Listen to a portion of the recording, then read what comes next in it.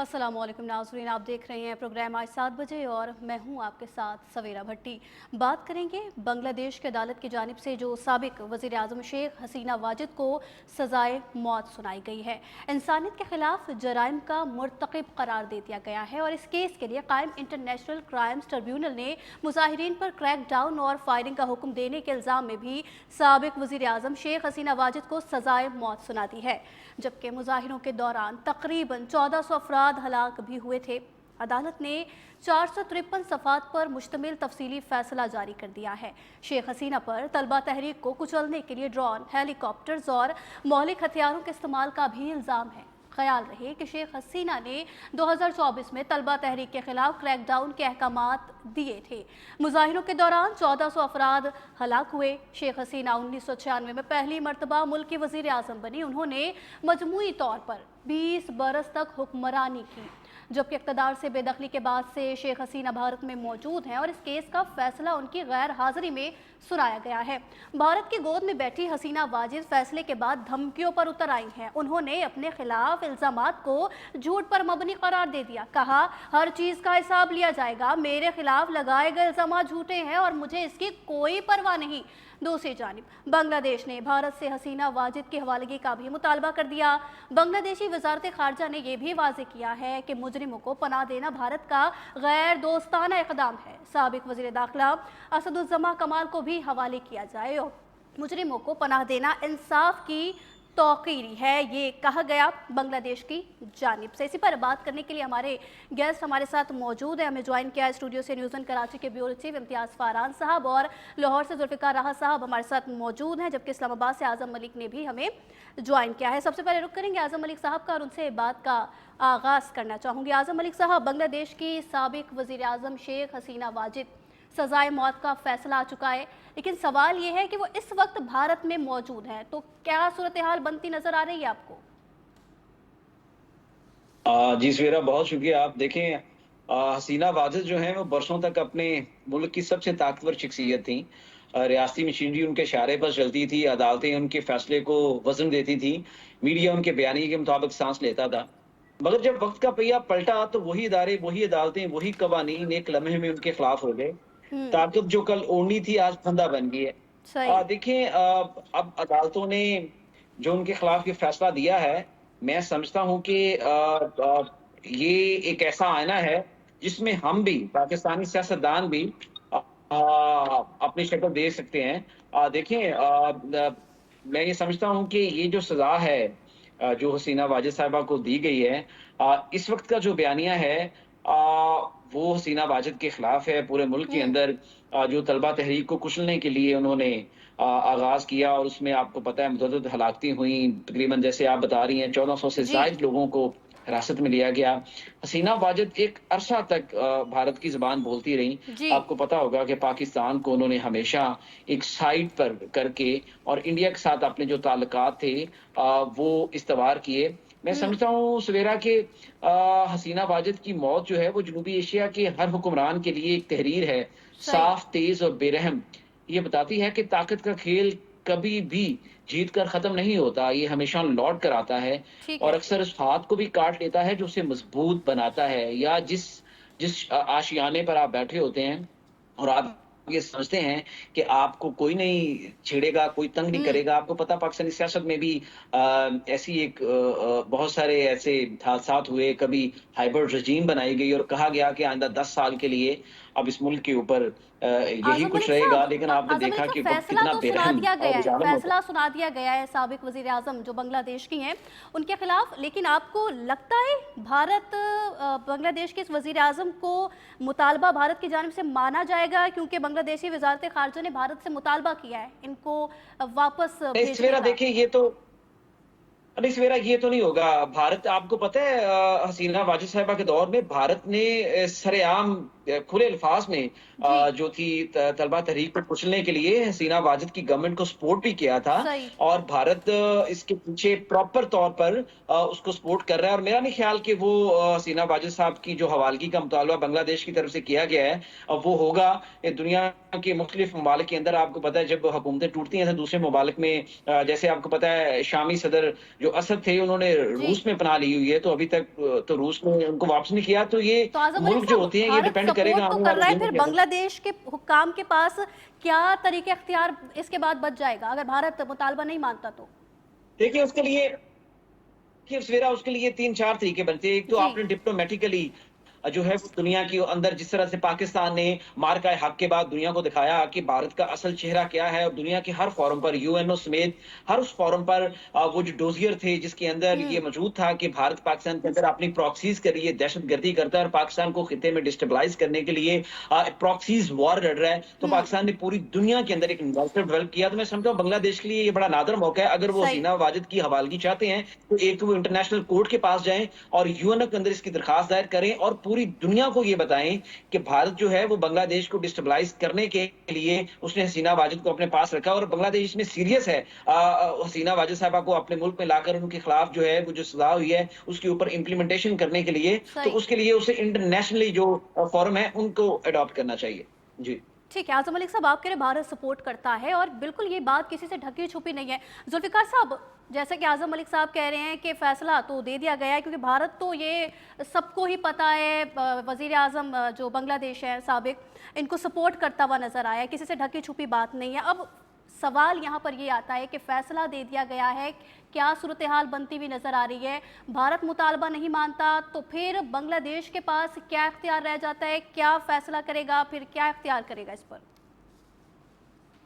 मेरा ये जो एपिसोड आप देख रही हैं और कैमरे की आंख दिखा रही है, और जिस तरह बांग्लादेश के अंदर इनकलाब आया और जिस तरह ये तब्दीली आई, और अब हसीना वाजिद जिस तरह भागकर इंडिया पनाह लेने पर मजबूर हुई, और उसके बाद अब जो एपिसोड सारा चल रहा है, तो ये बुनियादी तौर पे उन हुक्मरानों के लिए एक पैगाम है जिनकी जड़ें अवाम में नहीं होती और जहाँ पे वो हुकूमत कर रहे होते हैं उस धरती से उनका कोई ताल्लुक नहीं होता। वो किसी की प्रॉक्सी के तौर पे काम कर रहे होते हैं और किसी के लिए काम कर रहे होते हैं। अपने अवाम के साथ उनका एक वाजबी सा ताल्लुक होता है और वो अवाम को महकूम बना के बैठे होते हैं। तो उन सारे हुक्मरानों के लिए एक ये मैसेज है कि अगर आपने हसीना वाजिद बनना है या अवाम की आवाज बनना है, तो हसीना वाजिद बुनियादी तौर पे आपको भी पता है, सबको पता है कि वो इंडिया की एक प्रॉक्सी थी। और एक वक्त था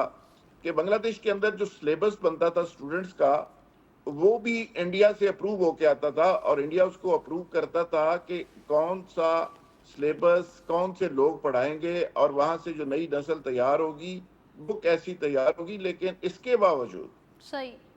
आपने देखा कि वहां आपने देखा, कैमरे की आंख ने पूरी दुनिया को दिखाया कि सिर्फ 25-30 मिनट भागने के लिए हसीना वाजिद को मिले।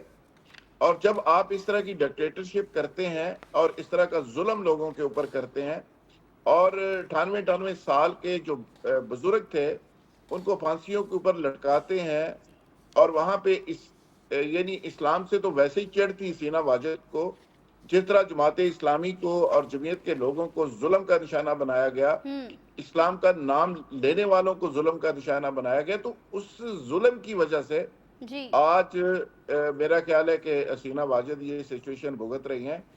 इंडिया के अंदर पनाह तो उन्होंने ले ली, फैसला भी उनके खिलाफ आ गया, अब सारा नैरेटिव ही चेंज हो गया है बांग्लादेश का। और अब सिचुएशन ये है कि जहां पे पाकिस्तान का नाम लेना ममनू था, पाकिस्तान के हर जगह पे झंडे भी लहरा रहे हैं, सही। पाकिस्तान की फोर्सेस भी जा रही हैं, पाकिस्तान के साथ स्ट्रेटेजिक एग्रीमेंट भी हो गया बिल्कुल सर। बांग्लादेश का, और इंडिया को इसमें रसवाई मिली है। लेकिन जो आखिरी बात जो आपने की कि इस पे बांग्लादेश क्या कर सकता है, हुँ। तो Bangladesh international court of justice में भी जा सकता है। बांग्लादेश ये हवालगी का मुतालबा करता रहेगा, डिप्लोमेटिकली इस पे प्रेशर भी इंडिया पे देगा। लेकिन जाहिर है बांग्लादेश का इंडिया कितना को प्रेशर लेगा, लेकिन सिंबॉलिकली ऐसी जो सजाएं होती हैं इनका सिंबॉलिकली बड़ा इम्पैक्ट होता है, बड़ा असर होता है। ठीक।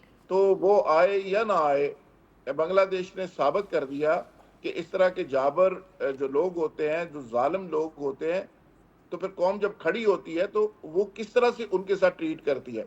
तो आज बांग्लादेशी कौम ने और बांग्लादेश की गवर्नमेंट ने मेरा ख्याल है एक तारीखी फैसला किया है और ठीक है पूरी जुल्फ़िकार साहब, दुनिया आपके के लिए लिए मैं तारीखी अगेन फैसला कहूंगा। किया गया है। लेकिन सर फितनल खवारिज और फितनतुल हिंदुस्तान की जो कार्रवाई है और जिस तरीके से भारतीय सरपरस्ती उनकी की जाती है वो किसी से ढकी छुपी नहीं है, तो फिर आपको लगता है कि शेख हसीना वाजिद की और उनकी जमात की इस तरह मदद की जा सकती है बांग्लादेश की तरफ से और भारत की तरफ से? सर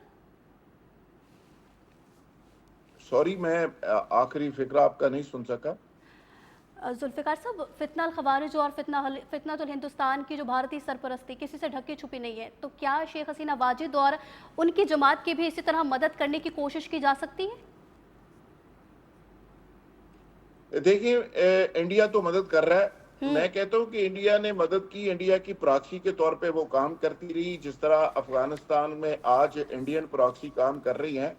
लेकिन इसके बावजूद जहां पे कौम होती है, नेशनलिज्म की स्पिरिट होती है, कौम खड़ी हो जाती है, नौजवान खड़े हो जाते हैं, और उसके बाद आप कुछ भी कर लें, जिस हुक्मरान की और जिस रूलर की जड़ें अवाम में नहीं होती, उस धरती में नहीं होती, उसका फिर यही हालत होती है। इसको बेशक अमेरिका सपोर्ट कर लेता या इंडिया के साथ रशिया भी कर लेता, लेकिन जब अवाम खड़ी हो गई है तो उसके पास भागने के अलावा कोई चारा नहीं था, भाग गई वो। अब सवाल ये कि इंडिया जितनी मर्जी उस पर सपोर्ट कर ले, इंडिया पैसा लगाएगा, दोबारा से वहां पे हालात को खराब करने की कोशिश करेगा। और मुझे लगता है कि इंडिया, जी। रा वहां पे या मुसाद मिलके ये ऑपरेशन करते रहेंगे। बांग्लादेश में अनस्टेबिलिटी ये पैदा करने की पूरी कोशिश करेंगे, स्टेबल नहीं होने देंगे। उनकी मईशत बड़े राइट ट्रैक पे जा रही है, उसको खराब करने की कोशिश करेंगे। तो इंडिया डेफिनेटली वहां पे करेगा, रा और मुसाद सही। वहां पे ये काम करते रहेंगे इस तरह, और उसको अनस्टेबल करने। ठीक है जुल्फ़िकार साहब, आपका पॉइंट आ गया। इम्तियाज़ फ़रहान साहब भी साथ मौजूद है। इम्तियाज़ साहब, पहले तो इस पर कमेंट करिएगा जो फ़ैसला सुनाया गया है साबिक वज़ीर आज़म बांग्लादेश को सज़ाए मौत का, और जैसा कि पाकिस्तान और बांग्लादेश के ताल्लुकात की बात भी कर लेते हैं। जुल्फ़िकार साहब की जानिब से भी जो कहा गया कि शेख हसीना वाजिद के दौरे हुकूमत में मामलात अलग थे, पाकिस्तान और बांग्लादेश के ताल्लुकात बेहतर नहीं थे, ख़राब थे, और अब के जो मामलात हैं वो बिल्कुल डिफरेंट हैं। बिस्मिल्लाहिर्रहमानिर्रहीम। देखें, वो तो अभी तक किसी जानिब से भी, ख़ास तौर पे पाकिस्तान की किसी अहम सियासी जमात की जानिब से बात नहीं आई कि जनाब ये अदालतें बिकी हुई हैं, अदालतें ऊपर से डिक्टेशन आई। तो फिर तो ज़ाहिर है कि ये एक अच्छा फ़ैसला, और यकीनन जो जुल्फ़िकार भाई ने कहा और आज़म भाई ने भी, कि ये तारीख़ी फ़ैसला है। और देखें कितना स्पीडी ट्रायल हुआ है, सारी चीज़ें, वो भी प्राइम मिनिस्टर, बासर प्राइम मिनिस्टर, 18-20 साल जो कि वज़ीर आज़म रही हों, और बिल्कुल बिला शिरकत गैर उनके तमाम, उसके बावजूद अदालत ने वहाँ पे स्पीडी ट्रायल किया और ये फैसला लेकर आए। अच्छा, इस पर असरअंदाज होने वाली कहीं से कोई बात नज़र नहीं आती, क्योंकि पूरा का पूरा मॉब, पूरा का पूरी ब्यूरोक्रेसी, पूरे के पूरे फोर्सेस सब एविडेंस के तौर पर हसीना वाजिद के सामने खड़ी हुई थी, उनके खिलाफ खड़ी हुई थी। ज़ाहिर है तो उसमें ये स्पीडी ट्रायल हुआ, जो 1400 अफराद शहीद हुए और उसमें स्टूडेंट ज़्यादा थे। तो ये फैसला तो यही बनता था और यही आना था। और चूँकि वो इंटरनेशनल क्राइम भी इसके अंदर लिंक है, सारी चीज़ें के ट्रिब्यूनल भी है, तो अभी जैसे जुल्फ़िकार साहब फरमा रहे थे, बिल्कुल ठीक है, ऐसे इम्प्लीमेंट हो या ना हो, लेकिन ऐसे फैसलों की एक अहमियत होती है, सारी चीज़ें होती हैं। मैं नहीं समझता कि इसमें बांग्लादेश कोई ज़्यादा फोर्स करेगा, डेटरेंस के तौर पे यूज़ करेगा कि देखें जी हमारी मुखालिफ को, शेख हसीना वाजिद को वहाँ पर रखा हुआ है, हिंदुस्तान ने अपना पनाह दी हुई है। आपको याद होगा अभी जो हमारे डॉक्टर साहब हैं, चीफ साहब, लेकिन आप शेख हसीना वाजिद की हठधर्मी भी तो देखिए ना, वो वहाँ बैठी हुई हैं, भारत में धमकियों पर उतर आई हैं, कहती हैं कि ये झूठ पर मबनी फैसला मेरे खिलाफ सुनाया गया है, मुझे इसकी कोई परवाह नहीं है। चले, वो तो फिर भी वजीर आज़म है। हमारे तो बहुत सारे वीलॉगर जो यहाँ पे बड़े बहादुर घूमते थे, मुल्क से बाहर जाके पाकिस्तान के खिलाफ वीलॉग्स करते हैं और पता नहीं कितनी धड़ल्ले से बातें करते हैं। उनमें वो साहब भी शामिल हैं जो मरते हुए बाप का अंगूठा लगवा रहे थे। वो तो शुक्र है दुबई के अस्पताल में पकड़े गए, वरना तो बोलते कि मेरे खिलाफ साजिश कर दी पाकिस्तान ने, पाकिस्तान की एजेंसियों ने। तो वो तो कहेगी, यही कहेगी ना, उसके अलावा क्या कहेंगे, उनके पास कोई दूसरी चीज़ है नहीं। लेकिन सवेरा जो आपने एक बात की कि ताल्लुकात नहीं थे, ताल्लुकात खालदा जिया के दौर में भी हमारे अच्छे नहीं रहे, उसकी वजह यह है कि सबकी एक मेंटेलिटी बनी हुई थी। लेकिन अब बहुत चेंज आया है। जैसे जुल्फ़िकार साहब, ये 14 अगस्त को वहाँ पे झंडे हमारे फरोख्त हो रहे थे, फुटपाथ के ऊपर लोग लहरा रहे थे, पाकिस्तान जिंदाबाद के नारे लगा रहे थे। मुझे अच्छी तरह याद है कि मैं उस वक्त कराची प्रेस क्लब का प्रेसिडेंट था। बांग्लादेश एम्बेसी से हमें एक मैसेज आया कि वहाँ से कोई फॉरेन अफेयर की चौधरी फैमिली की थी, जो कराची प्रेस क्लब में ये चौधरी मोहम्मद अली साहब की फैमिली रहा करती थी, तो वो विजिट करना चाहती हैं। तो उस वक्त जो बांग्लादेश के जो सिफारत खाने के लोग थे, उर्दू में बोलना पसंद नहीं करते थे, वो बात ही नहीं करते थे उर्दू में। अब तो अभी एक हफ्ते पहले की बात है, high commissioner, deputy high commissioner से फिर अगेन मुलाकात हुई, तो माशाल्लाह बड़े अच्छे खुशगवार मूड में बात कर रहे थे। तो पाकिस्तान के ताल्लुकात इस वक्त बहुत अच्छे हैं, लेकिन जिस तरह हमें वहां पे आगे बढ़ना चाहिए उस तरह से हम नहीं बन रहे। हमारे आई थिंक ईसानदार जिस तरह आगे बढ़ना चाहिए उस तरीके से नहीं बढ़े। कन्फेडरेशन का हमारे पास इतना अच्छा मौका है। हमने हमारा पहले वो था एक यानी पॉलिसी थी कि मगरिब का दिफा मशरिक से, मशरिक का दिफा मगरिब से किया जाएगा। आपको याद होगा जब हिंदुस्तान ने हमारे खिलाफ एग्रेशन की और हमारे खिलाफ बयानबाजी की, तो डॉक्टर साहब का जो चीफ एग्जीक्यूटिव है बांग्लादेश के, पाकिस्तान के हक में बयान आया था और उन्होंने कहा था जरूरत पड़ी तो हम भी इसके अंदर शामिल हो जाएंगे। तो अगेन वो हमारी जो एक पॉलिसी है, अस्करी पॉलिसी, वो रिवाइव हो गई है। लेकिन मैं समझता हूँ कि कन्फेडरेशन का बहुत अच्छा मौका है। कन्फेडरेशन के लिए हम काम कर सकते हैं, हमें करना चाहिए।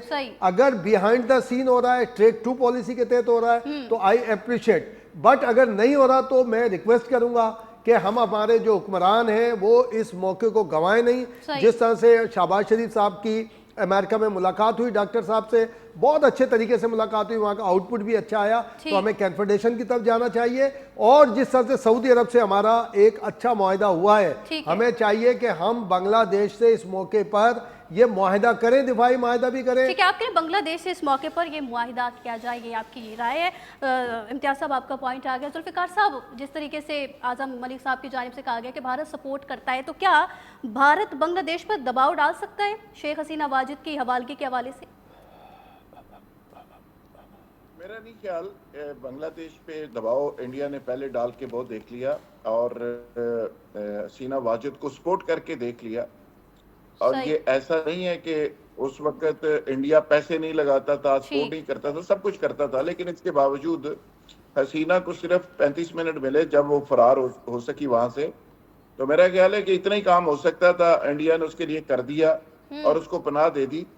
अब इंडिया जितनी मर्जी प्रेशर डाले, जो बांग्लादेश के अंदर सेंटीमेंट है इंडिया के खिलाफ वो बहुत ज्यादा है। ठीक। और अब तो ग्रेटर इंडिया की बात हो रही है और ग्रेटर बांग्लादेश के वहां पे नक्शे तकसीम हो रहे हैं ढाका यूनिवर्सिटी में। और बांग्लादेश ये कह रहा है कि ये जो 7 सिस्टर्स जो 7 रियासतें हैं ये हमारी हैं और ये इंडिया ने इस पे कब्जा किया हुआ है। तो अब मामला सिर्फ हसीना वाजिद तक नहीं रहा, मामला तो आगे निकल गया। तो अब पाकिस्तान भी इसमें एक स्टेक होल्डर है, चाइना भी इसमें एक स्टेक होल्डर है। तो इंडिया जितनी मर्जी कोशिश कर रहे वो उसकी कोशिश बराबर साबित नहीं होगी और वो पहले भी मुंह की खानी पड़ी, अब भी खाएगा। अब तो वहां पे एक बहुत बड़ी बेस बन रही है जो पाकिस्तान और चाइना मिलके बना रहे हैं। तो अब तो चीजें जो है ना किसी और तरफ चल पड़ी हैं। हसीना वाजिद को वो कोशिश जरूर करेंगे उसकी पार्टी को पैट्रनाइज करें और उनको पैसे वैसे दें और वहां पे उनको तगड़ा करें, लेकिन इंडिया ख्वाहिश के बावजूद, कोशिश के बावजूद शायद ना कर सके। सही है, आपका पॉइंट आ गया है और प्रोग्राम में वक्त हुआ है ब्रेक का। ब्रेक के बाद हम बात करेंगे वज़ीर आज़म आज़ाद कश्मीर चौधरी अनवारुल हक के खिलाफ तहरीके अदम एतमाद कामयाब हो गई है, उस पर साथ रहिए।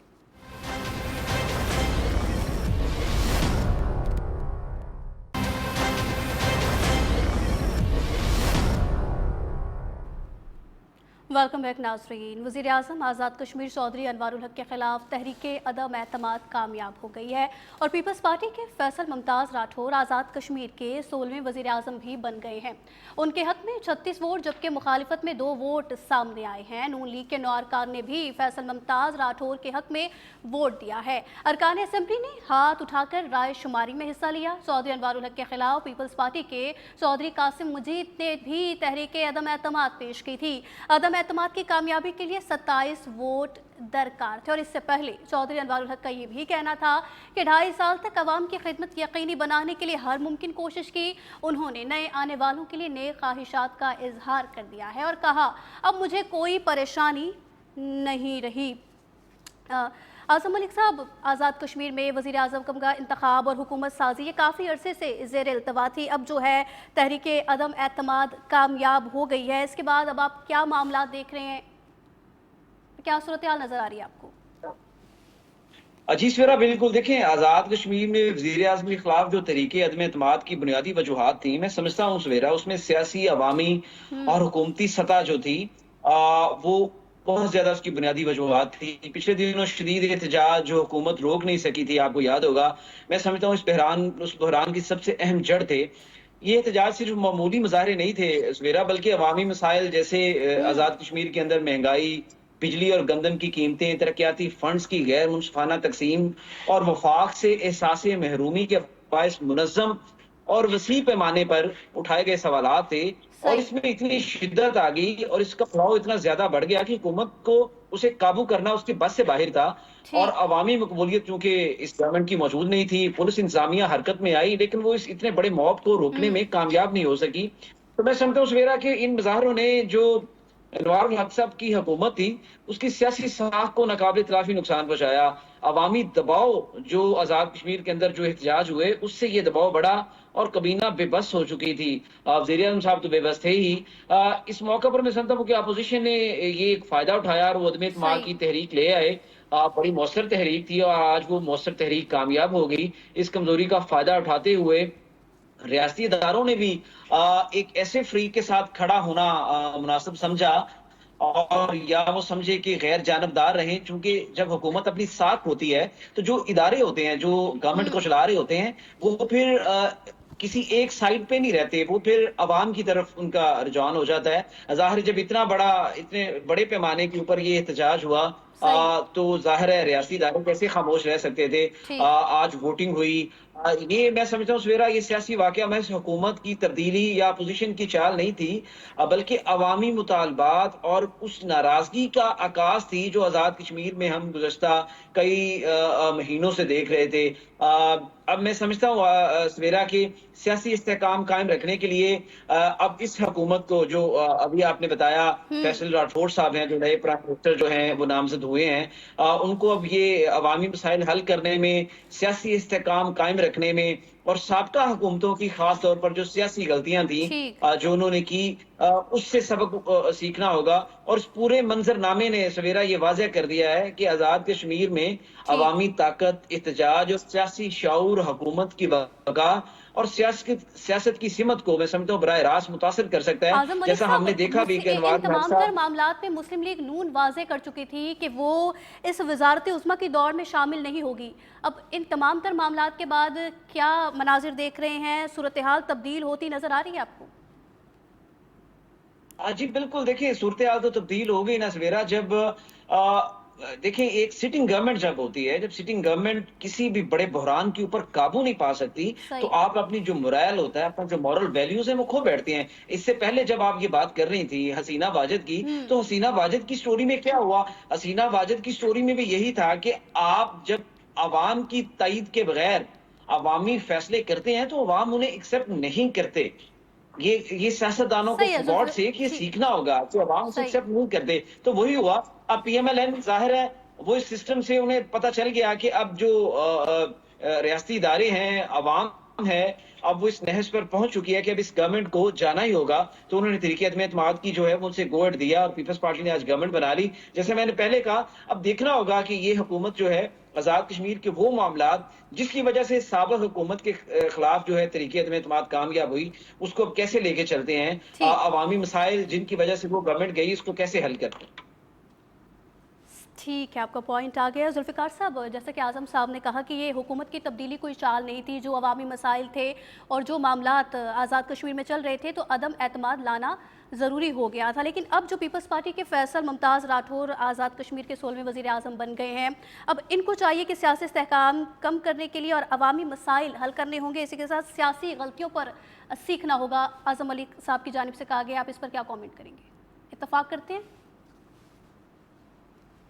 मेरा जो गिलगित बल्तिस्तान की हुकूमत है, कश्मीर की हुकूमत है, ये एक जी जुल्फ़िकार साहब। रिश्वत के तौर पे। जी, आवाज नहीं आ रही जी। आ रही है सर, आवाज़ आ रही है आपकी। अच्छा, जी। मैं ये कह रहा हूँ कि ये ज़ात कश्मीर की जो हुकूमत है या गिलगित बल्तिस्तान की हुकूमत है, जी। ये हमने यही देखा है कि जिसकी फेडरल में गवर्नमेंट होती है उसको ये गवर्नमेंट मिल जाती है, लेकिन बाज़ औक़ात ये होता है कि बारगेनिंग के नतीजे में किसी ऐसे पॉलिटिकल पार्टी को वो गवर्नमेंट दे दी जाती है हम्म। जिसके साथ बाकी किसी चीज़ों पे थोड़ा बैलेंस क्रिएट करना होता है। तो पीपल्स पार्टी का ये सफ़र शुरू हुआ था गवर्नमेंट का, आपको पता है कि ये 27वीं तरमीम से पहले, फिर ये मामला रुक गया। ठीक। अदम इत्मीद की तहरीक पेश हुई और ये रुक गई और किसी को कुछ नहीं पता था कि ये क्या होगा और कैसे होगा और क्यों होगा।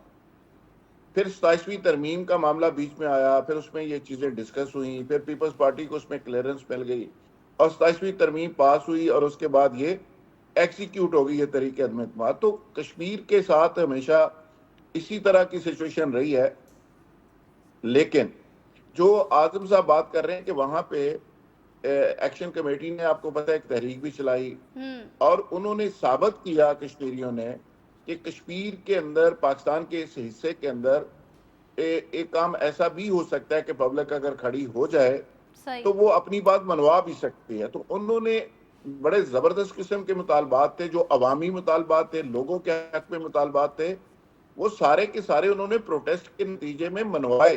ठीक। वहां पे सड़कें ब्लॉक रही, वहां पे गिराव जलाव हुआ, वहां पे बहुत ज्यादा प्रोटेस्ट हुआ और उसके नतीजे में प्राइम मिनिस्टर ने यहाँ से टीम भेजी इस्लामाबाद से, कैपिटल से, और वहां पे वुज़रा गए और मिनोअन उन्होंने सारी चीजों को तस्लीम किया। तो एक मैसेज ये भी है कि अगर अवाम पूरी तरह से यकसू होके खड़े हो जाएं तो वो अपनी बात मनवा भी सकते हैं, सही। हाँ, जितनी मर्जी ताकत का सामना करना पड़े। तो वहां पे तो इसी तरह कश्मीर के अंदर तब्दीली आती है और वो इसी तरह ही सारे लोग, जिस तरह आपने कहा जी नून लीग पहले कहती थी हम साथ नहीं देंगे, फिर अब नून लीग भी साथ है, बाकी लोग भी साथ हैं और वहां पे दो लोग मुखालफत में पता नहीं कैसे चले गए, मैं तो हैरान हूँ। वरना तो वहां पे 100% भी रिजल्ट मिल सकता है जैसे बलूचिस्तान में मिल जाता है। तो ये कश्मीर के अंदर जो चीजें हैं वो इसी अंदाज में चलती हैं, जिसकी फेडरल में गवर्नमेंट होती है या फेडरल से डिसाइड होता है तो उसी अंदाज में वहां पे गवर्नमेंट तब्दील हो जाती है।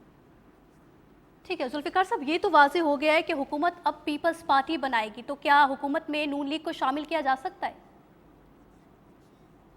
देखिए जी, नून लीग का जाहिर है अब तो पीपल्स पार्टी के साथ अंडरस्टैंडिंग हो गई। पहले तो नाराजगी थी, 27वीं तरमीम पे बार्गेनिंग चल रही थी, हिसाबी जंग थी, तो उस पे चीजें सेटल हो गई, गिव एंड टेक हो गया, बार्गेनिंग हो गई। तो अब मेरा सही। ख्याल है कि नून लीग उसका हिस्सा बन सकती है और जिस तरह फेडरल के अंदर पीपल्स नून लीग के साथ पीपल्स पार्टी चल रही है, उसी मॉडल में वहां पे नून लीग उनके साथ चल सकती है। देखिए ना, पहले ये जो सरदार लियाज साहब थे सेंटोरस वाले, वो वहां पे प्राइम मिनिस्टर थे, फिर अनवारुल हक साहब थे, अनवारुल हक साहब के एक भाई इकरामुल हक साहब जनरल भी थे, ठीक। वो रिटायर हो गए हैं जाहिर है। हम्म। तो ये अनवारुल हक साहब काफी देर से वो इसी तरह की ट्रबल में थे, फिर सही। अचानक वहां से एक मूव शुरू हुई और मूव जब शुरू हुई तो उसके बाद वो बेचारे तैयारी करके अपना सामान पैक करके बैठे हुए थे। अब तो थोड़ा लेट हो गया, ये तो 27वीं तरमीम से बहुत पहले की ये डिसाइडेड थी चीजें और वहां से लोग कह रहे थे, मेरी कुछ लोगों से बात हुई थी, उन्होंने कहा जी बस आज गया और कल गया। ठीक। तो अनवारुल हक साहब ने कुछ ज्यादा रेजिस्ट नहीं किया, वो बेचारे तो सामान बांध के बहुत पहले से बैठे हुए थे। ठीक है जुल्फिकार साहब, आपका पॉइंट आ गया है। इम्तियाज़ फारहान साहब, पहले तो इस पर कमेंट करें, जो आज़ाद कश्मीर में वज़ीर आज़म का इंतखाब और हुकूमत साजी काफ़ी टाइम से, काफ़ी अरसे से ज़ेर इल्तवा थी, अब जो है तहरीक अदम एतमाद लाई गई है। 16वें वज़ीर आज़म पीपल्स पार्टी के फैसल मुमताज़ राठौर अब बन चुके हैं, क्या सूरत हाल आपको नज़र आ रही है? और दूसरी, जो कि आज़म मलिक साहब की जानिब से कहा गया कि हुकूमत की जो तब्दीली है कोई चालबाजी नहीं थी, क्योंकि इस तरीके के मामलात थे, अवामी मसाइल थे, तो अदम एतमाद लाना इस वक्त ज़रूरी था। इस पर भी आप इत्तफाक करते हैं?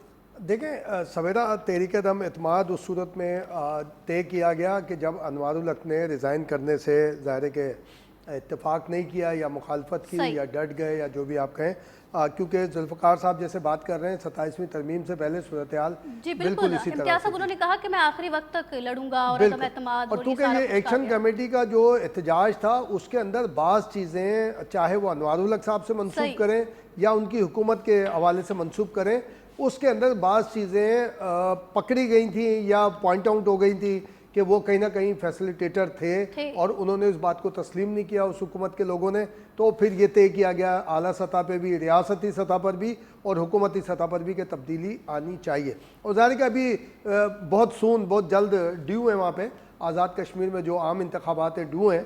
अब उसके बाद क्या सिचुएशन आएगी ये एक देखने वाली बात है, क्योंकि यही कहा जा रहा है कि मुस्लिम लीग नून ने इसीलिए एहतियात की है हुकूमत लेने में कि ताकि वो आइंदा आम इंतखाब के बाद जो हुकूमत बने तो वो भरपूर तरीके से उसको बनाए और उसमें करे। अब देखते हैं कि ये ज़ाहिर है कि बड़े बड़ी शख्सियात जो कश्मीर में जो कभी पीटीआई का हिस्सा थे, फिर किसी और का, फिर वो अब पीपल्स पार्टी का हिस्सा बन गए और पीपल्स पार्टी में आ गए, तो अब ये वाला जो इंटरिम पीरियड है, फैसल राठौर अगर आप देखें तो उनकी वाबस्तगी ज़रूर है, मगर इस तरह से सीनियरिटी नहीं है जो इफेक्टिव सीनियरिटी जिसको आप कहें सरदार इलियास या और दूसरे चौधरी यासीन और दूसरों के मुकाबले में।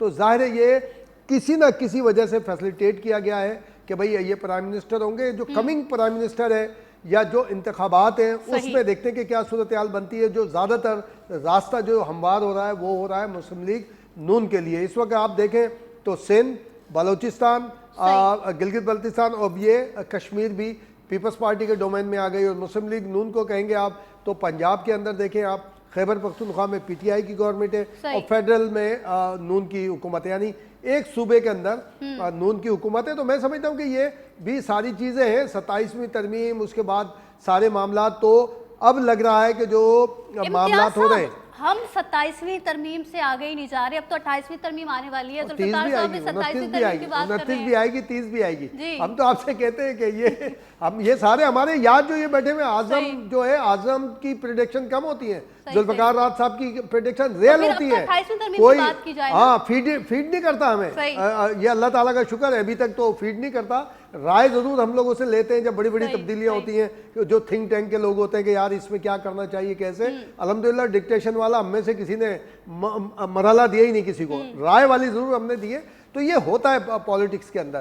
तो मैं ये समझ रहा हूँ कि जिस तरह से हालांकि नवाज शरीफ का है कि जी बीमार है वो सारी चीज़ें एक्टिविटी, लेकिन जो जाती उम्र से गुज़िश्ता 5-6 महीने से खास तौर पर जो खबरें आ रही थी तो वो तो यही है कि उनकी एक्टिविटी है। फारूक हैदर अगर किसी की बात मानते हैं, राजा फारूक हैदर, वो नहीं मानते शहबाज शरीफ की, किसी की भी नहीं मानते वो अगर किसी की बात मानते हैं तो वो नवाज शरीफ है। नवाज शरीफ के अलावा राजा फारूक हैदर को कोई बात मनवा नहीं सकता। इवन ये कि वो रियासत से उलझ जाते हैं सारी चीज़ें। तो एक अच्छी चीज़ है, कश्मीर में हमें चाहिए भी इस तरह की हुकूमत कि जहाँ पे एक कंसेंसिस हो, क्योंकि वहाँ मकबूजा कश्मीर में जो सूरत हाल चल रही है और जो अराउंड में हमारे मामला चल रहे हैं, उसके बाद हमें कश्मीर पे कम से कम पॉलिटिक्स से इंतहाई गुरेज करना चाहिए। 6-7-8 महीने से एक्टिविटी तो चली रही थी। हम कराची में मोहतरमा फरियाल तालपुर साहब के घर पे गहमा गहमी अक्सर देखते थे कि कश्मीर से आते थे बड़े बड़े चेहरे और वो ज्वाइन करते थे, तस्वीर ग्रुप बनता था। और फैसल राठौर की भी जो आखिरी मुलाकात हुई, आखिरी से मुराद पॉलिटिकल आखिरी मुलाकात, तो वो फरियाल तालपुर साहब से हुई है। तो जाहिर जो इस तरह के मामला देख रही है, अच्छी बात है, होना चाहिए। तहरीक अदम एतमाद, पाकिस्तान में जो तहरीक अदम एतमाद मंजूर हुई थी वो एक्सेप्ट नहीं की किसी ने।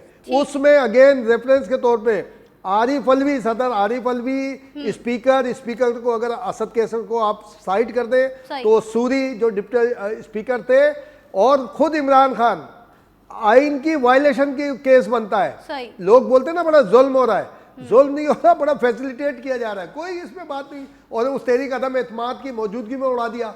उन्होंने बोला नहीं जी वो तहरीक अदम एतमाद उड़ा दी सूरी साहब ने, और फौरन उन्होंने एडवाइस भेजी सदर साहब ने, आरिफ अलवी साहब ने, हुकूमत भी असेंबली भी डिसॉल्व कर दी, सब वापस हुआ सुप्रीम कोर्ट ने। और गुड टू सी वो वाली सुप्रीम कोर्ट ने वापस किया था ये सारा। तो ये सारी चीज़ें हैं, होता है सियासत में, हमें बड़ा पोलाइट उसमें चलना चाहिए। ठीक है, तो इम्तियाज़ साहब ये तो वाजे है, किसी से ढका छुपा नहीं है कि हुकूमत तो पीपल्स पार्टी बनाएगी। नून लीग को अब जो है इस हुकूमत में शामिल किया जा सकता है या अब नून लीग खुद ही इस हुकूमत में शामिल नहीं होगी? आपकी पहले ऐलान कर चुके हैं, राजा फारूक हैदर कह चुके हैं, और वो तो बल्कि इस हद तक भी गए थे राजा फारूक हैदर कि हम वोट भी नहीं करेंगे, हम साइलेंट इसमें खामोश किरदार अदा करेंगे, हम कोई और नहीं करेंगे। लेकिन जाहिर है कि फिर एक मामला आगे चले तो उन्होंने सपोर्ट किया, लेकिन उन्होंने कहा था कि हम शामिल नहीं होंगे। अब क्या मामला, जैसे अब पाकिस्तान में देखें, पीपल्स पार्टी हिमायत तो जरूर करती है मगर हुकूमत में कहीं शामिल नहीं है। वो आईनी ओहदे chairman senate, president of Pakistan, वो तो उनके पास ज़रूर है, लेकिन वो बाकी उसमें शामिल नहीं होती। तो मैं समझता हूँ कश्मीर में यही होगा कि नून जो है अपना एक किरदार अदा करेगी, साइलेंट आइंदा इंतखाबात की तैयारी करेगी कश्मीर के। ठीक है, आइंदा इंतखाबात की तैयारी की जाएगी, आपका पॉइंट भी आ गया है। और इसी के साथ प्रोग्राम में वक्त हुआ एक और ब्रेक का, साथ रहिएगा। और ब्रेक के बाद हम बात करेंगे वज़ीर आज़म शहबाज शरीफ कराची पहुंचे और जहां उन्होंने कैंट स्टेशन की अपग्रेडेशन के हवाले से बात की है।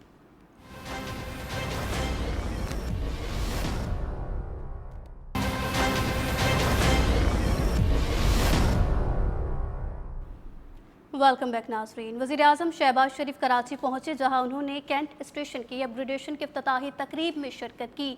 वज़ीर आज़म ने वादा किया कि रेलवे की अपग्रेडेशन के लिए दरकार रकम फौरी दिलवाएंगे। वज़ीर आज़म ने वज़ीर आला की मौजूदगी कराची सर्कुलर रेलवे का भी तस्करा किया। कहा, मैंने हर जगह कराची सर्कुलर रेलवे की बात की है। उन्होंने इस मनसूबे को कराची के लिए इंतहाई अहमियत का हामिल भी करार दिया है। जबकि दूसरी जानिब पीपल्स पार्टी और एमक्यूएम के दरमियान लफ्जी गोलाबारी वक्फे से जारी रहती है। एमक्यूएम के वफाकी वजीर मुस्तफ़ा कमाल की जानिब से पीपल्स पार्टी पर तनकीद के निश्तर बरसा दिए गए हैं। उन्होंने 27वीं तरमीम का जिक्र किया। कहा, तरमीम के वक्त एमक्यूएम चाहती तो वजारती और फंड्स मांग सकती थी। तरमीम के वक्त पीपल्स पार्टी एमक्यूएम की तरमीमी बिल की हिमायत के लिए तैयार नहीं थी और इस मामले पर 6 घंटे बहस भी हुई। 17 साल में कराची में 3000 अरब रुपए का नुकसान हुआ। वज़ीर आला सिंध को NFC वार्ड का पैसा मिला, लेकिन उन्होंने तकसीम नहीं किया। जबकि सिंध के सीनियर वजीर शर्जील मेमन ने रद्द-ए-अमल में कहा, मुत्तहदा के वफाकी वजीर ने बगैर होमवर्क प्रेस कॉन्फ्रेंस की है। 27वीं तरमीम में एमक्यूएम की तरमीम की बात नहीं थी। नए सूबे के चोंचले मुर्दा सियासत को जिंदा करने के मुतरादिफ है। सिंध कोई केक नहीं कि किसी को बांट दिया जाए। और इसी पर बात करने के लिए जो हमारे गेस्ट मौजूद हैं उन्हीं से बात करेंगे। जुल्फ़िकार राहत साहब, आपने सुना जिस तरीके से वज़ीर आज़म शहबाज शरीफ की जानिब से कैंट स्टेशन की अपग्रेडेशन की इफ्तिताही तकरीब में शिरकत और उन्होंने इस मंसूबे को कराची के लिए इंतहाई अहमियत का हामिल करार दिया। इस पर भी कमेंट करिएगा। और दूसरी जानिब जो मुस्तफ़ा कमाल की जानिब से पीपल्स पार्टी पर तनकीद के निश्तर चलाए गए हैं, सर इस पर क्या राय है और इस पर क्या कहेंगे आप?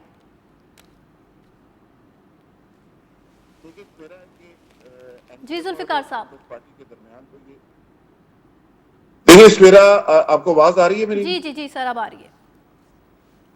सवेरा पीपल्स पार्टी और एमक्यूएम के दरमियान तो ये आपको पता है कि ये सिलसिला अरसा दराज से चल रहा है। पिछले दिनों थोड़ा थम गया था, अब दोबारा शुरू हो गया है, लेकिन ये सिलसिला चलता रहता है और ये ब्लेम गेम का मामला अभी और भी चलेगा। लेकिन सवाल ये है कि ये सारी जो ब्लेम गेम है या एक दूसरे के खिलाफ गुफ्तगू है, इसका अवाम के साथ क्या ताल्लुक है? ठीक। और दूसरी सबसे बड़ी बात यह है कि प्राइम मिनिस्टर साहब वहां गए, उन्होंने प्रोजेक्ट्स की बात की और उसका जो कराची के लोग ये तवक्को लगा के बैठे हुए थे कि वहां पे कराची एक फाइनेंशियल हब है।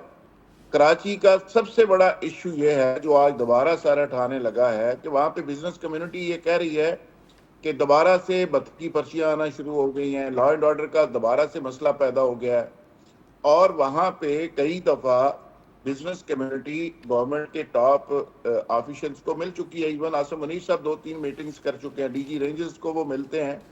तो आज प्राइम मिनिस्टर साहब को सबसे इम्पोर्टेंट तो मेरे ख्याल में वहां की बिजनेस कम्युनिटी को ना सिर्फ इत्मीनान में लेना चाहिए था, बल्कि लॉ एंड ऑर्डर के हवाले से अहम फैसले करने चाहिए थे। बाकी रहेगी बात कराची की, सूबाई गवर्नमेंट के पास बहुत ज्यादा फंड्स ऑलरेडी मौजूद है, फेडरल गवर्नमेंट भी सपोर्ट कर रही है। लेकिन असल चीज ये है कि जो मुस्तफा कमाल साहब बात कर रहे हैं कि कराची पे एमक्यूएम का शुरू से आपको पता है कि सियासी तौर पे कब्जा रहा है। अब कराची एक ऐसा शहर है कि कराची को माइनस करके आप गवर्नमेंट बना नहीं सकते। तो यही एमक्यूएम की सबसे बड़ी स्ट्रेंथ थी और आज भी किसी हद तक है। तो वो कराची का शेयर मांगते हैं कि जी हमें कराची के लिए एक शेयर चाहिए। अब वो शेयर उनको देने की बजाय पीपल्स पार्टी ने वहां पे अपना मेयर भी बता दिया, जमात इस्लामी के हाफिज नईम साहब साइडलाइन हो गए और एमक्यूएम भी वहां से माइनस होगी। तो बुनियादी तौर पे ये लड़ाई जो है ये शेयर की लड़ाई है, अपने हिस्से की लड़ाई है। और वो आप तय कर दें तो ये सारी लड़ाई खत्म हो जाएगी। लेकिन दूसरी सबसे जो इम्पोर्टेंट बात है वो ये है कि बुनियादी तौर पे नून लीग या पीपल्स पार्टी या कुछ सियासी जमातें ऐसी हैं जिन्होंने कुछ चीजें तय की हुई हैं।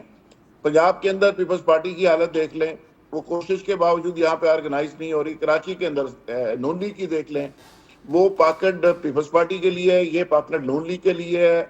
तो एक वक्त था कि पाकिस्तान के अंदर कौमी सतह के ऊपर सियासी पार्टियां होती थी, पूरी वफाकी पार्टी उसको हम कहते थे। अब सारी ठीक है जुल्फिकार साहब, आप कह रहे हैं ये हिस्से की लड़ाई है, ये शहर की लड़ाई है, ये जो पीपल्स पार्टी और एमक्यूएम का तनाजा ये काफी पुराना है, चल रहा है और इन मामलों पर चल रहा है। ठीक है, सूबाई सतह के ऊपर तकसीम हो गई हैं। ठीक है। आजम मलिक साहब, जो कि जुल्फिकार साहब की जानिब से कहा गया है ये मामला हिस्से का मामला है और शहर का मामला है, और जो मुस्तफ़ा कमाल की जानिब से तनकीद की गई और जो सूबे की बात की गई है, जिसे पीपल्स पार्टी के वज़ीर जो है पीपल्स पार्टी के वज़ीर शर्जील मेमन की जानिब से उस बात को रद्द कर दिया गया, मुस्तरद कर दिया गया, कहा ये चौंचले हैं इनकी जानिब से। देखिए सवेरा, कराची आपको पता है एक वक्त था रोशनियों का शहर कहलाता था और आज भी पाकिस्तान की इक़्तिसादी, तजारती, सियासी अहमियत का मरकज़ है। मगर सवेरा बरसों की बदइंतज़ामी, सियासी इख्तिलाफात और शहरी मसाइल ने इस शहर की रौनक में कमी कर दी है। अब वफाक और रियासत ने मिलकर ये फैसला किया है कि कराची को दोबारा तरक्की की राह पर डालना है और उसे एक फाल और रोशन शहर बनाने के लिए इक़दामात करने हैं। मैं समझता हूँ कि इसी पस मंजर में वज़ीर-ए-आज़म शहबाज शरीफ ने कराची का दौरा किया है और ये दौरा सिर्फ शहर के इंफ्रास्ट्रक्चर, वाटर सप्लाई, रेलवे और दीगर तरक्याती मनसूबों की इफ्तिताही तकरीबात तक महदूद नहीं है सवेरा, बल्कि ये मैं ज़ाती तौर पर समझता हूँ कि पीपल्स पार्टी की कराची में हुक्मरानी के लिए वफाक की हमायत का अमली मुजाहरा भी है। अगर आप इसे गौर से देखें ना, तो ये वज़ीर-ए-आज़म शहबाज शरीफ का दौरा ये जाहिर करता है कि वफाक को पीपल्स पार्टी की मुकम्मल दोनों की हमायत है। देखिए दूसरी जानब जो दोनों के दरमियान पीपल्स पार्टी और एमक्यूएम के दरमियान जो लफ्जी और सियासी गोलाबारी है, जुल्फिकार साहब ने इसके ऊपर बड़ा अच्छा कमेंट किया है, इम्तियाज साहब भी इसके ऊपर करेंगे क्योंकि वो कराची में रहते हैं, ज्यादा बेहतर हमसे जानते हैं। देखिए इसकी बुनियादी वजह जो है सवेरा, वो वसाइल और तरक्याती फंड्स की तकसीम पर इख्तिलाफात है। एमक्यूएम चाहती है कि वो कराची में कहीं ना कहीं पे अपना हिस्सा ले, चूंकि वो जो एक कार्ड खेलते हैं सियासी, वो है महाजर कार्ड। वो कहती है कि शहरी इलाकों को नजरअंदाज किया जा रहा है, तरक्याती मनसूबों में शफाफियत नहीं, इंतजामिया जो है वो गैर मुनसिफाना है, फायदा उठाया जा रहा है। पीपल्स पार्टी अपनी तरफ से सादम को अपने मनसूबे जारी रखने और हुक्मरानी को मुस्तहकम करने के लिए की कोशिश के तौर पर देखती है। ठीक है, आप कह रहे पीपल्स पार्टी हुक्मरानी को मुस्तहकम करने की कोशिश के तौर पर देखती है, आपका पॉइंट आ गया है। इम्तियाज साहब, जो कि अब जुल्फिकार साहब की जानिब से कहा गया और आज़म साहब की जानिब से कहा गया है, मुस्तफ़ा कमाल की जानिब से कहा गया, सूबे जो है उनको सूबा अलग करना होगा, जिस पर शर्जील मेमन ने कहा कि ये मुतरादिफ है, चौंचले किए जा रहे हैं और सियासत को जिंदा दफन करने के मुतरादिफ है। क्या कहेंगे इस पर? देखिए सवेरा, ये बात समझ से थोड़ी सी बाहर है कि जब प्राइम मिनिस्टर का विजिट हो जिस शहर में, उन्हीं की कैबिनेट का एक रुकन जो वफाकी वजीर हो वो इस तरह की प्रेस कॉन्फ्रेंस करे कि इत्तेहादी जमात के अगेंस्ट जाती हो। और मुस्तफ़ा कमाल ने कंडीशनल कहा था सुबह का कि अगर आप हमारे मसाइल हल नहीं करेंगे तो फिर हम सूबे की बात करेंगे, जो कि और उन्होंने 27वीं तरमीम भी, फिर 26वीं तरमीम का भी जिक्र किया, 28वीं तरमीम का भी जिक्र किया। लेकिन ये बड़ा यूनिक है। 18वीं तरमीम के बारे में भी कहा है ना उन्होंने, नहीं फिर कहा कि हम 18वीं तरमीम को तो उन्होंने एनएफसी से लिंक किया और कि भाई हम उसके हवाले से भी डिमांड करें।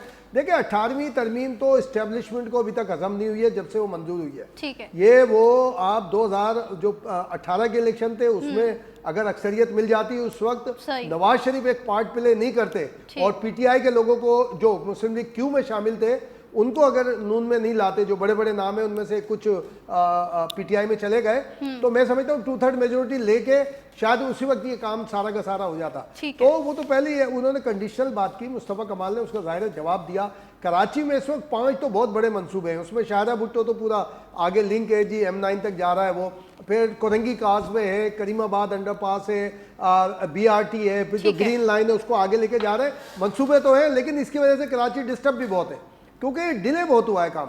कल वजीर आला ने विजिट भी किया 3 करीमाबाद अंडरपास, ये हमारा ये कोरंगी काजवे वगैरह, शाहरा भुट्टो, उन्होंने विजिट भी किया। लेकिन ये नोकझोंक इनकी है, चलती रहेगी। लेकिन बड़ा मैंने ख़ास तौर पे देखा, मुझे अभी पंजाब के दोस्तों से या बलूचिस्तान खैबर पख्तूनख्वा दोस्तों से मैंने नहीं किया, लेकिन सिंध में गुज़िश्ता 2 रोज़ से सूबों की जो वीडियोस है, व्लॉग्स है, वो बहुत वायरल हुए और उसमें कराची बार के जो आमिर नवाज वड़ाइच हैं, सदर हैं, उन्होंने भी इस बारे में कहा है कि जनाब सिंध के 3 हिस्से करने की बात हो रही है, एक का नाम सिंध होगा, एक का नाम मेहरान होगा, एक का नाम कराची होगा। तो ये डिबेट का आगाज भी इसको अगर वफाक ने नहीं समेटा सही। और अगर ये किस हद तक गया तो फिर शायद कोई गड़बड़ है कि सूबे में इसके अंदर गर्मा गर्मी बढ़ सकती है दोनों जमातों सूबे में इस मामले पे इसके फिर अंदर गर्मा गर्मी इस बढ़ पे सकती है। जरा और आप वफाक कह रहे को हैं कि तवज्जो देनी मंसूबे चाहिए तो बहुत हैं, लेकिन सवेरा बस एक बात कि कैंट स्टेशन की जो अपग्रेडेशन की गई है जी, जी। अब रोहड़ी के लिए कहा ठीक। जा रहा है और 500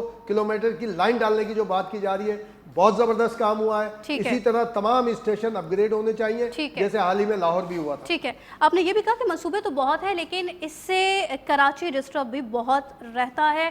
हमारे गेस्ट हमारे साथ मौजूद थे बात करने के लिए प्रोग्राम में न्यूज़ वन कराची के ब्यूरो चीफ इम्तियाज़ फरहान साहब, लाहौर से जुल्फ़िकार राहत साहब और इस्लामाबाद से आज़म मलिक साहब भी इस प्रोग्राम में हमारे साथ शरीक थे। आप तीनों के वक्त का शुक्रिया और इसी के साथ दीजिए सवेरा भट्टी को इस प्रोग्राम से इजाज़त। अल्लाह हाफिज़।